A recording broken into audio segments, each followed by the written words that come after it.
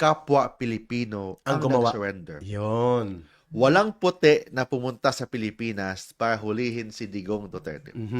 Mga Pilipino, mga pulis at mga Interpol dito sa Pilipinas lang ang naghuli sa kanya, headed by the general, ano ba, Yung notorious doon sa paglusob sa Kingdom of Jesus Christ, no? same Si General Diwata Torre. so yun Kasi siya. kamukha niya si Diwata eh. So Yun naman talagang totoo. so yun ang nangyari. So ano bang power ng, kasi ang sabi kasi ni President Bongbong Marcos na hindi siya nag-cooperate sa ICC, wala coordination with the ICC, but kailangan niyang makipagtulungan sa Interpol. Please clarify on that. So ano ba Is that statement consistent? Hindi. Or are those declaration of the President Marcos Jr.